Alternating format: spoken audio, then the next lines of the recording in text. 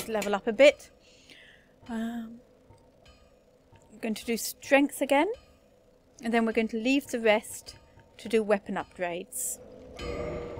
My plan for leveling with this character is to do a bit of a spread of stats so that I can show off magic, miracles and different weapons. Obviously, if you're in your own game, I'd suggest picking one or two options and following them rather than trying to be a jack of all trades. Meet Andre of Astora. I'm Andre of Astora. If you require smithing, then speak to me. First thing I want to do is learn gesture. And if you talk to him, Mighty sturdy indeed. he explains the entire smithing process. If you notice durability, you can ask a blacksmith like myself, or do it on your own with a grindstone. The nice thing about weapons, they never betray you, so pay them a little respect, eh? There are two types of weapon forging. There's reinforcement and there's ascension. Reinforcement is simple. It strengthens the weapon and nothing more. A simple task for any blacksmith. Hell, you could even do it yourself with a smith box. But ascension's a finer art. It alters a weapon's properties. Ascension is the territory of we blacksmiths. A smith box just won't do the trick. Start out with reinforcement. When that loses its charm, you could consider ascension. As you've noticed, this land is flush with the mad and wicked. You won't make it through the night without employing my services.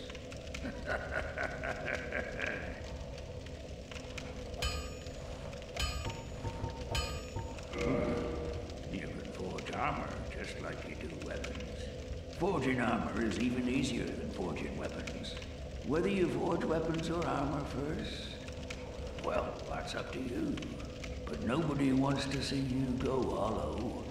So whatever you do, you'd better do it well. Contrary to what he says, you're better off doing your weapons before your armour, because armour isn't that effective when all's said and done. Let's look at upgrading our weapons. What you want to do is you want to go to Reinforce Weapon. We've got one Titanite shard. And whilst the enemies here drop Titanite, you can also buy it from him. We're going to buy another 2 of them. Do the bandit's knife up to +2. We're going to leave our spare one for now. Don't get yourself killed. Neither of us want to see you go hollow. Downstairs from Andre is this ugly guy. He's what's called a Titanite demon, and they drop demon Titanite, which is used for upgrading special weapons. He can be a bit of a tough fight. He's got a weak point on his left-hand side.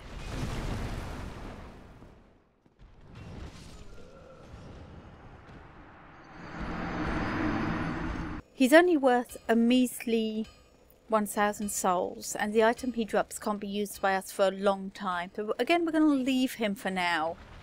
Behind the demon is the Darkroot Garden. This links back to Undead Burg through the bottom of the basement where Havel the Rock is, and into a couple of areas that are needed for progression into the later parts of the game. One final place to show you is Sen's Fortress, which is locked at the moment, but we'll be going there later after we've rung the 2 bells of awakening. Also, waiting outside Sen's Fortress is this guy, colloquially known as Onion Bro.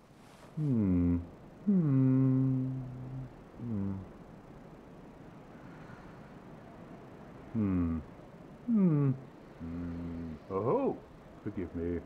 I was absorbed in thought. I am Siegmeyer of Katarina. Quite honestly, I've run flat up against a wall. Or a gate, I should say. The thing just won't budge, no matter how long I wait. And oh, have I waited. So here I sit, in quite a pickle, weighing my options, so to speak.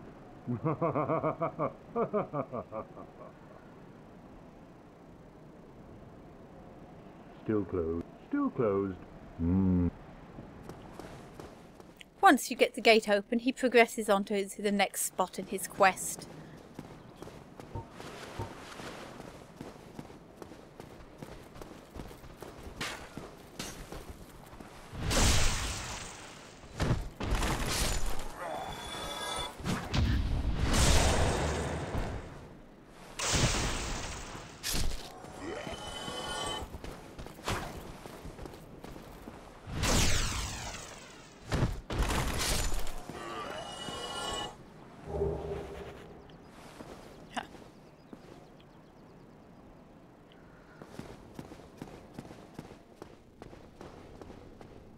Once we're in here, we basically want to taunt this guy into chasing us. We do not want to fight him in the church, for reasons that will become clear once he's dead.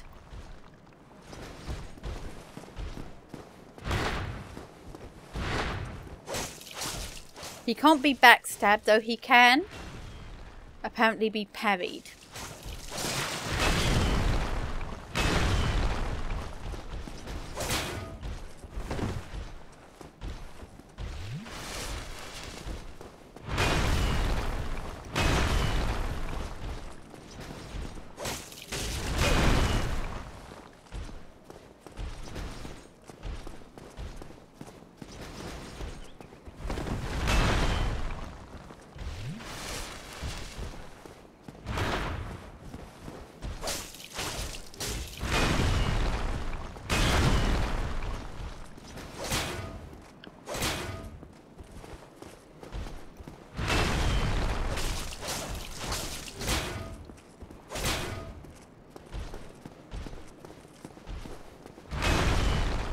Don't give him space to heal, because he will heal if he can. You can see he's trying to back off to do it now. This guy has dropped his axe and a titanite shard. We are in no way, shape or form strong enough to use the great axe, but let's show it to you anyway.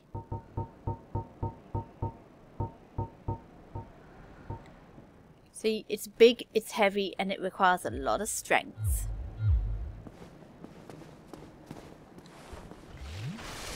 Okay, the fog doors have come up. That means somebody's trying to invade me.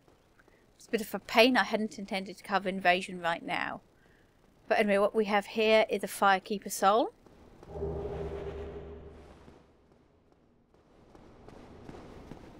And this guy up here, the sorcerer.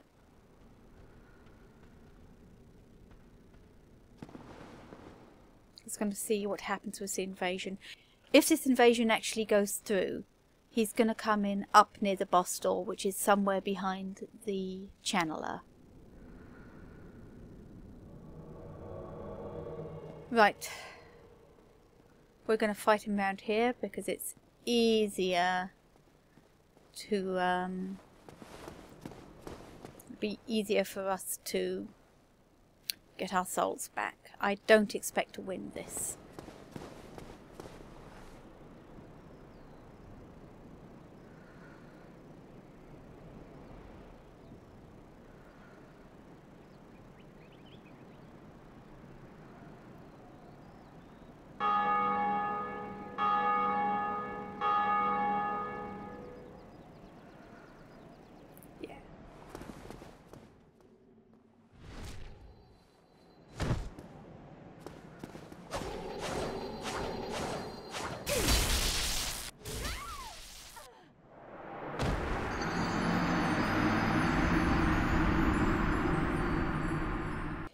That was somebody who's what we call a giant dad build. Quite low level, probably, just enough to swing his Zweihander. And he saw the lightning damage that it did. That's because later on in the game you can make weapons lightning.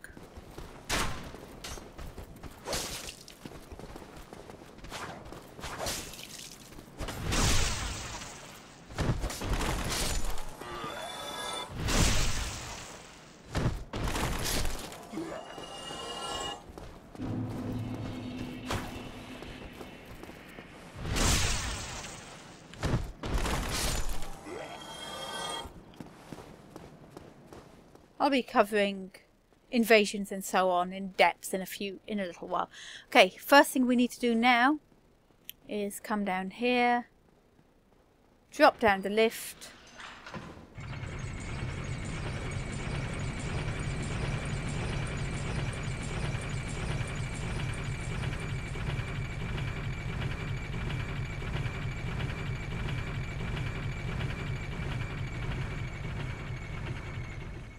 And come back to Firelink.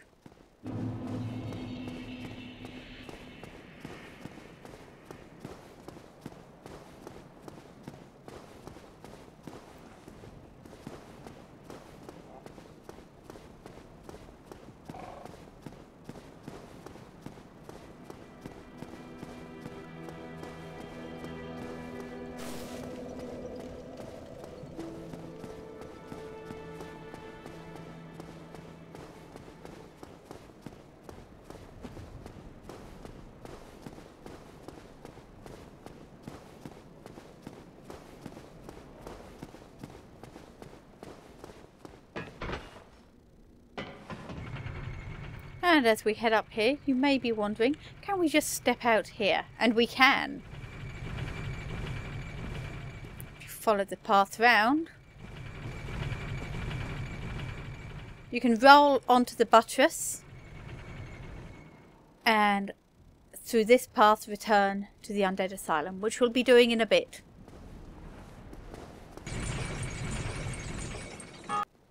If you feel like fighting these guys one at a time, contrary to what you would expect, do not pull this one.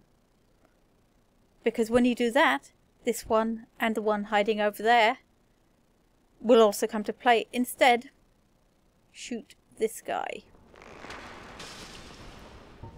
And his buddy just won't give a damn, as long as you don't fight too close to where they are. Because if he hears you fighting, he will come out to play.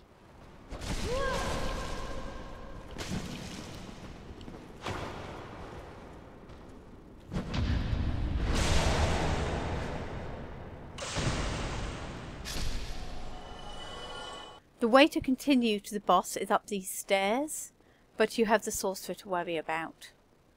There are several ways to deal with the sorcerer. The safe way is to stand here with a bow and shoot him in the head. As long as you shoot him in the head, whilst he will aggro, he stays stunned. The dangerous way is to just go the hell up the stairs. Deal with this knight.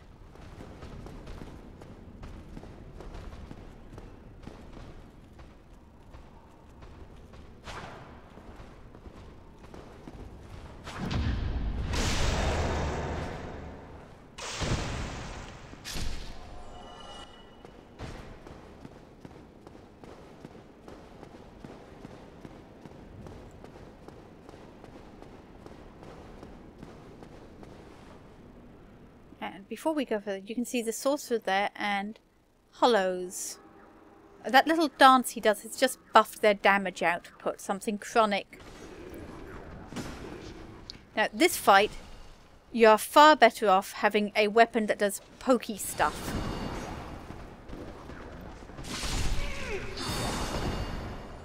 If your weapon does not poke, you are going to be in trouble. Of course, if they all bunch up like that, personally, I'd just firebomb them.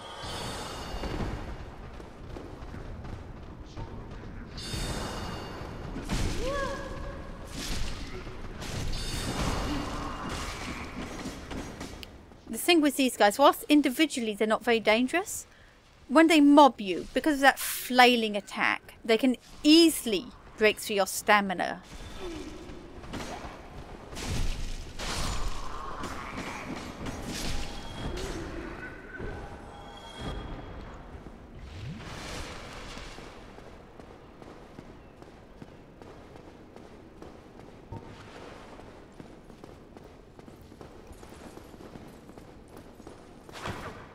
That's a pretty nasty swing on him.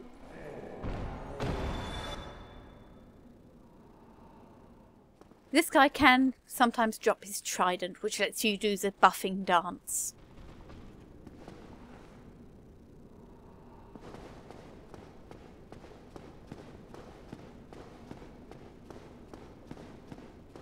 First of all, in here to pick a soul.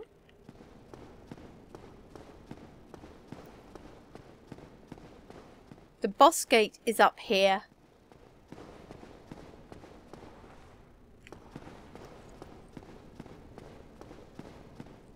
But before we go to the boss gate, we're heading up here. Let's get this guy to come down and fight us first.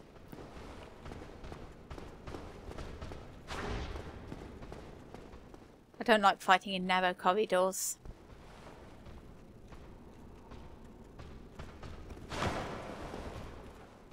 That's his parry stance. If we attacked here... No, sorry, this is his parry stance. If we attacked when he's doing that, he'd parry us. The ways to break their parry stance... to either wait it out... or kick him. Because he can't parry a kick.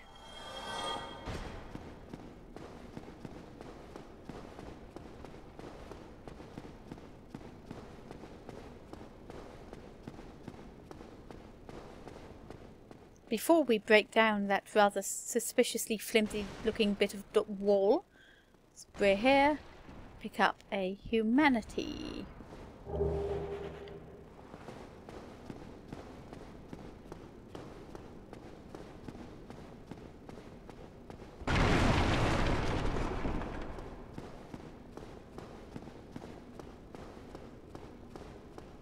And up here we have the door that the mystery key opens. Still human, are you? Then I am in luck. Could you help me? As you can see, I am stuck without recourse.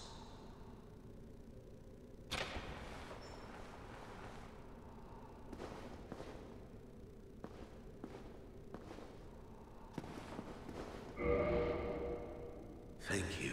Yes, sincerely. I am Knight Lautrec of Karim. I truly appreciate this, and I guarantee a reward. Only later. Yes, I've just...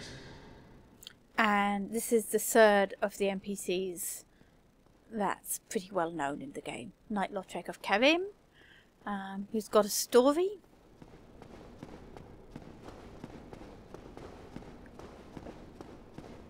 Before going to the boss door, we're going to go down and return to Firelink Shrine. Pretty much every NPC that you meet during the course of the game will at some point or another, usually just after you meet them, head off to Firelink Shrine. Solaire and Onion Bro are some of the exceptions to the rule.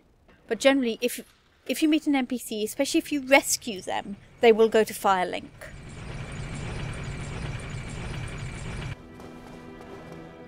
Lautrec hangs out down here.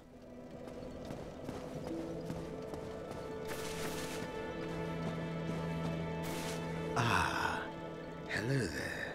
I have your reward. Please, accept it. These items are used to gain favour in the Warrior of Sunlight Covenant. I'm grateful to you for freeing me. Not enough for you? Well, let's not be greedy now.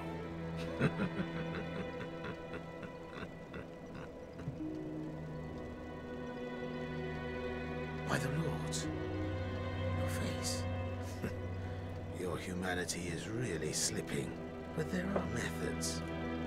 Most fools have more humanity than they know what to do with. Now, who do you imagine will make the best use of it?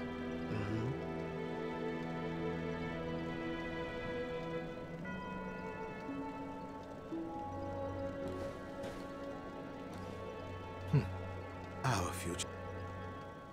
And whilst we're here, let's talk to the Firekeeper and reinforce the flask. Now, some people advocate killing Lautrec here to get a ring he has that boosts a lot of your stats. However, this is yet another newbie trap. Whilst the ring is useful, it breaks when you remove it, and so you lose a bit of versatility. The other reason not to kill him is that it locks you out of a plot line and some loot later. However, if you do want to kill him, the safe way of doing it is to boot him off the edge, because he won't aggro. Don't you bet unless you enjoy.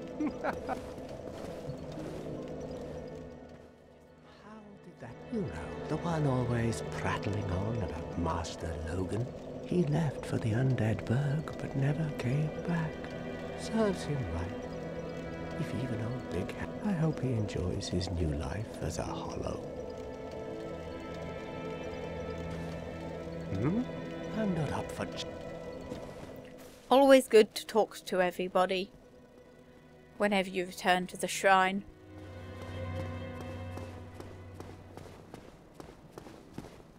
Talking of which, let's see what the plot that he wants to tell us about.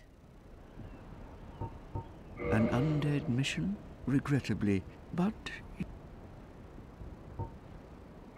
Very well. Let's bribe him. I can surely tell you, of all people, undead clerics are given a mission to seek kindling.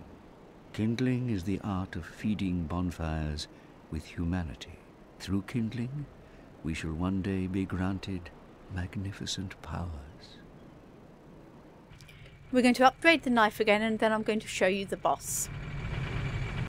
We've upgraded our Estus flask to +2, our dagger to +4, and have bought a Caedicus shield, which has 100% physical block and better stability than the wooden shield, while still being pretty light. It's now time to face the boss. You should generally view your first fight against a boss as a practice run. Don't use up any resources that you're fond of or that are rare, such as lightning pine resin.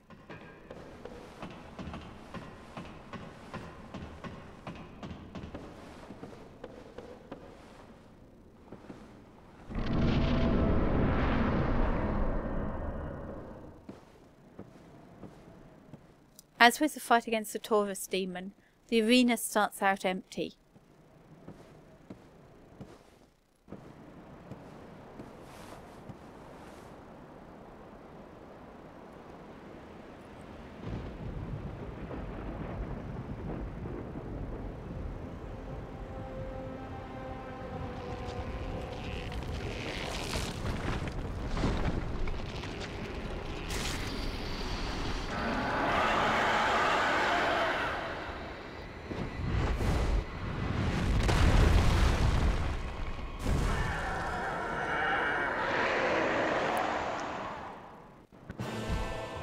The first thing you should notice about this guy is not motherfucking god there's a gargoyle, but his magnificent tail.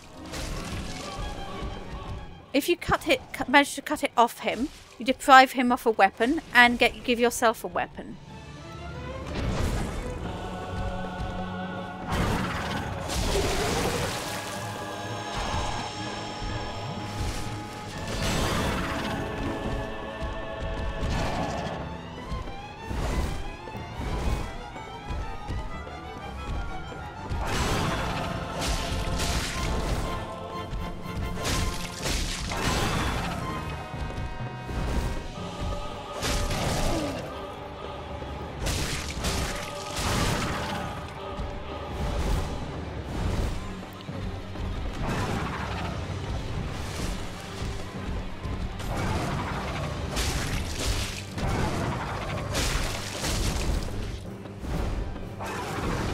You'll notice that we now have a second health bar.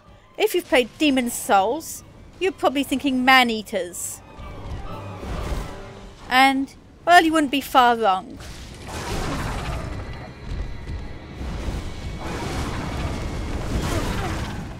Whilst both gargoyles breathe fire, the second one is a lot more partial to it.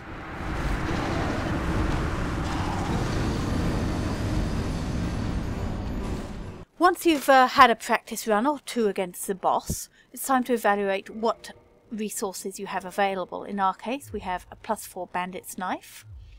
We have some gold pine resin. And we have some fire bombs. These should see us through the fight. So, the other thing we also want to do is just check that we're below the weight limit. No, we're not. So we're going to ditch our mask, and that makes us now light enough to fast roll. The second time you go into this fight, the gargoyle is already active. So we're going to buff our weapon now and get our Estus up.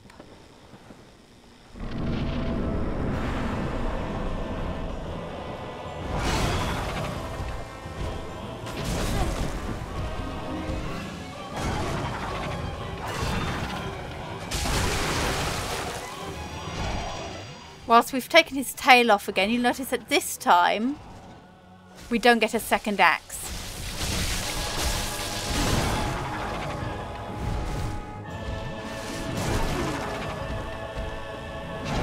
Once the second gargoyle comes in, just concentrate on one of them. If you try and fight them both, things will go wrong. Okay. The second gargoyle really likes breathing fire. The fire is best avoided by staying up close to the gargoyle's head, as its cone spread is pretty wide and hard to dodge if you stay away from him.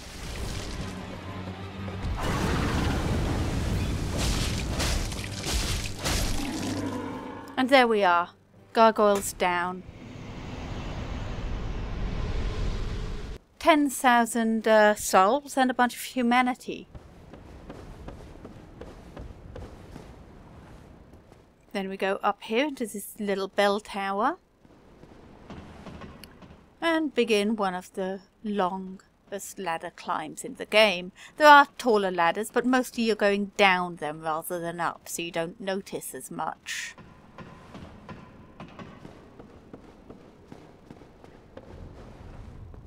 Sometimes you find some wit has written "try jumping" on here. If they have, don't try jumping.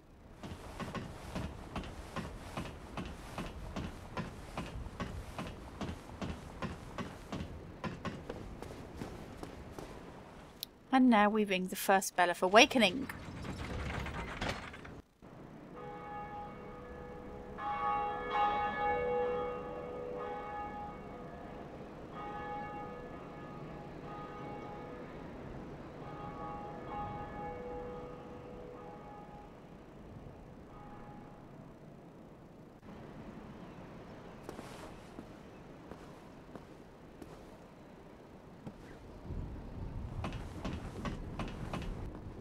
Once you get down here, you'll notice we've got a new pal.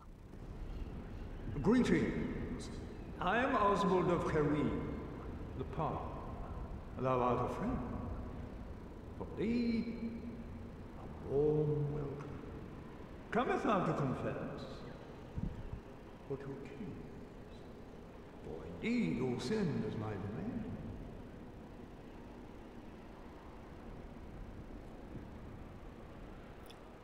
First thing we do is we learn gesture. This is one that's favoured of PvPers. This guy lets you do a few important things. Firstly, if you've upset an NPC by attacking them and they're aggressive but not dead, you can request absolution and it'll clear the aggressive state from all non-boss NPCs. Secondly, you can abandon a covenant. And thirdly, he sells things. We're going to buy one of these because we need it later. These are used if you want to mark PvPers. They're supposed to tie into a group of anti-PvPers, but it doesn't work very well, so don't bother. And any PvPer who really cares about indictments will drop you one before they kill you. He sells the Karmic Justice Miracle. And he sells this talisman, which is used for miracles, but goes off intelligence rather than faith. Which is interesting.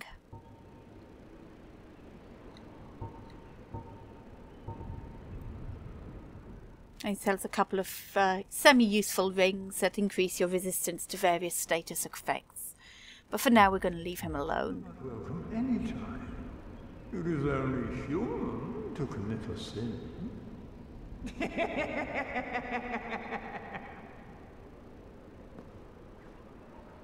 Greet, I am... If you buy one of these, I believe he gives you... Stopping up. Yes, he gives you a little bit of speech. Honorable of you. And let's show you, let's go out on the roof and show you the well. What is it? Gesture.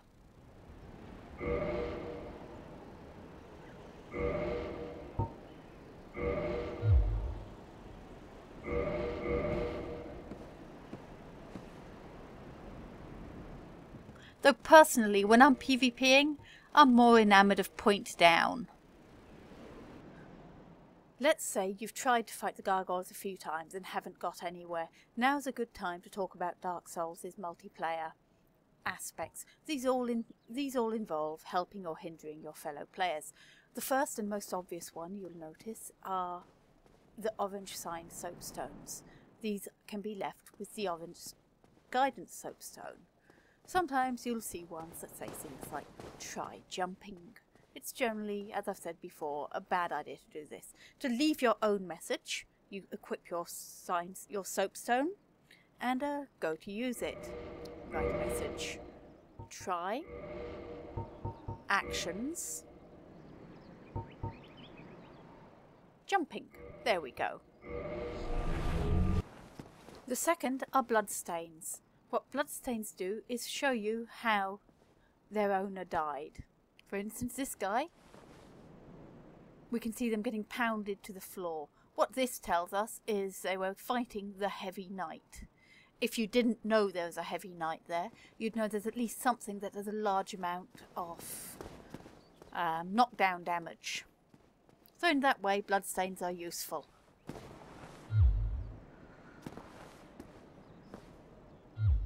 When you find a sign you like the look of, select it, and if you're on a console, it should be pretty painless. If you're on a PC, it may take a few goes. In this case, the Phantom I've summoned is on my friends list, and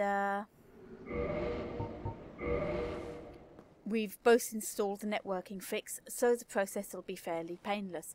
As you can see, she's a white Phantom, which means she's a normal player, not part of the Warriors of Sunlight Covenant.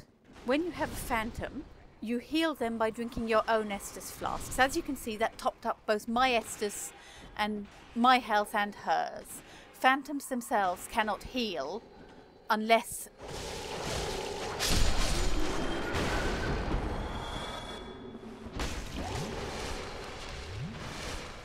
they pop a humanity.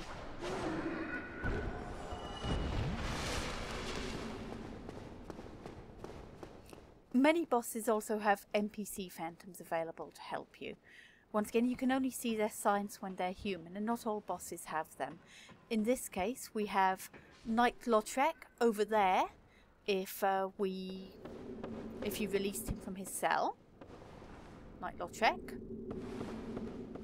And up here by the actual door,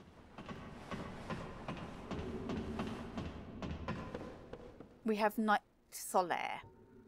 As you can see, he's going to be a yellow Phantom, because he's a Warrior of Sunlight. Warriors of Sunlight basically have more of a chance of being summoned by other Warriors of Sunlight and have slightly less. Finally, if we were going to be invaded, the invader would come in here. But now we're off to the gargoyles.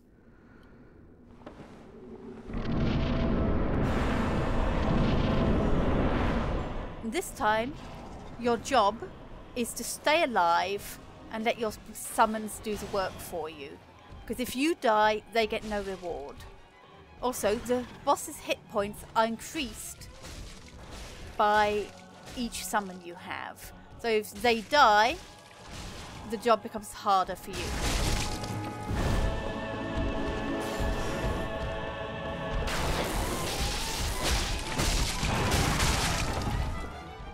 NPC summons cannot be healed.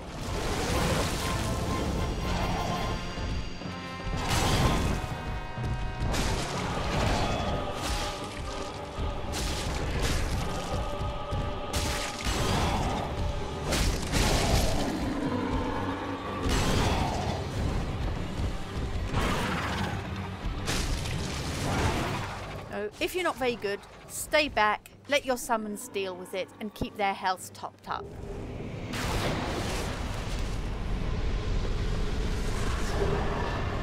Because Solaire was in the group and he's a member of the Warriors of Sunlight, we get a Sunlight Medal for beating the gargoyles. Once you've beaten the boss, you're safe from being invaded. However, you can still continue to help other people and invade them. The next form of interaction with other players is allowing yourself to be summoned to help them through the level. To do this, you use the white sign soapstones that you got from Solaire. Put your sign down in an obvious place. The preferred spot for the parish is right here in front of the door. And then wait. Eventually, you'll see you are being summoned pop up on screen. This means somebody wants your help. When you're a phantom, your role is to be at full health at the start, and then try and keep your host safe. Sometimes your host won't be where you expect them to be. Check what they've got live in the level. In this case, that's dead, and their summoner is dead. They may have cleared all the way to the boss door, they may not have. In case, your job is to keep them safe. They may not heal you with Estus. They may not know that they can. They may not care. Don't depend on them to do it. They're bringing in Solaire too. And once they go into the fog door, you can follow them. Don't use your own resources on the fight unless it's someone you know. Also, they may not have watched the cutscene, in which case you get to watch it again, probably. Always assume that they want the tail. And remember, if you die, you don't get a reward. This one's obviously not the sort of person to look after their phantoms. And unfortunately, I've died here.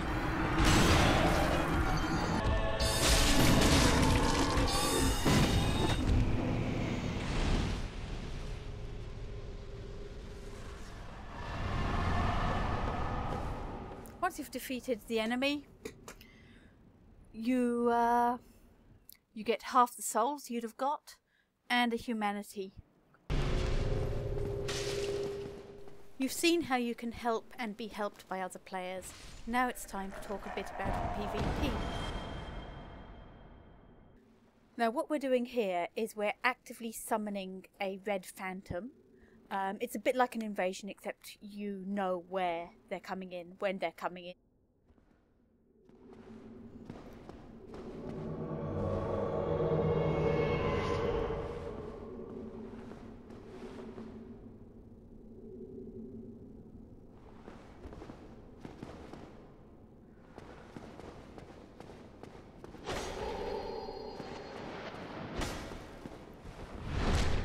You should work together with your summon against an invader. However, if they run for the fog door, run with them. It doesn't matter who gets the kill on an invader. The reward is once again split between you. The final method of interacting with another player is invading them yourself. To invade someone, you need to be human. It's generally safest to do this once you have beaten the boss of an area. Next, prepare your equipment loadout before you go in. In this case, we don't need the Estus because we won't be able to use it. We don't need the sign soap zones because we can't use them. We need these to start the invasion.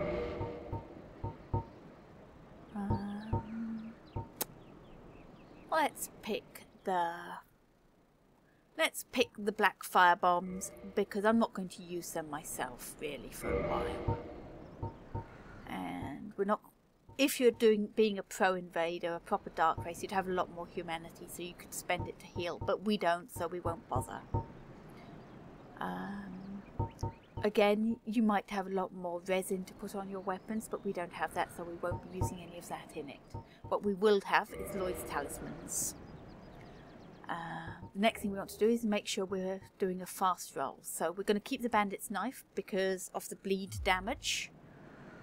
And that should get us to a fast roll. So, pick an invasion spot, somewhere handy, somewhere close to a bonfire.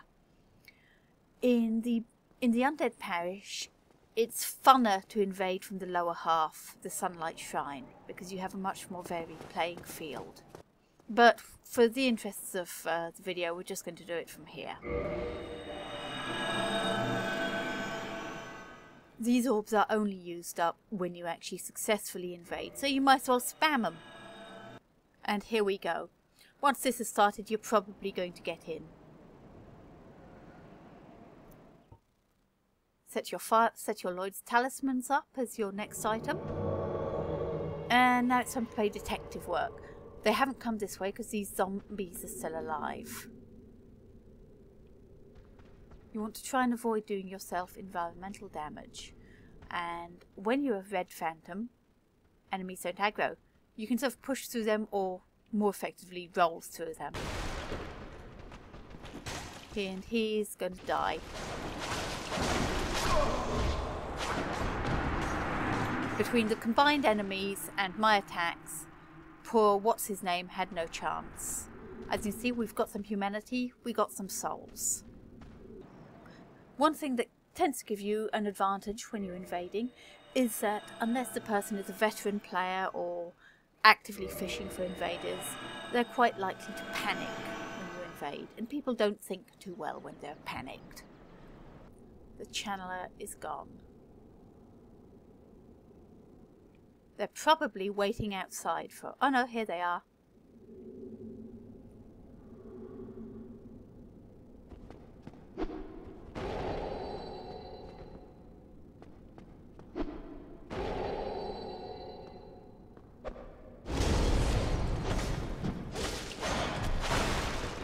Now, this guy's trying to be clever. As you can see,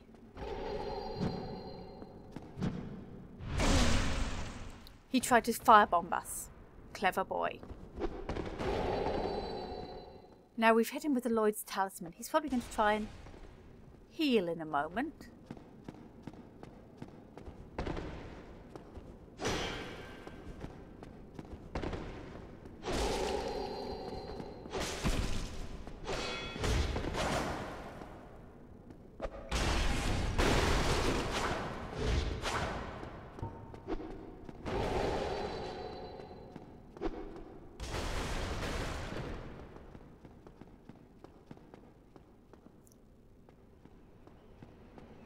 One thing you can do to give these guys a nasty shock if they run this way is just drop down.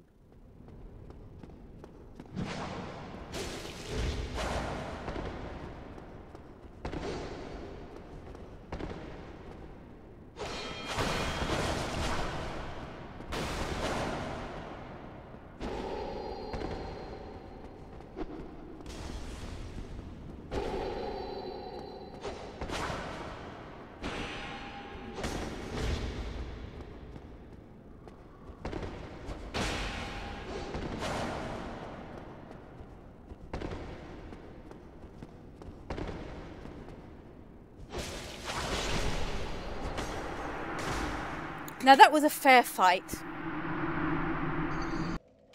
Since we've lost this fight, we have to go and recover our souls. They won't be, unlike normal gameplay, they won't be where you died, they will be where you used your invasion stone, which is why picking a good spot is important.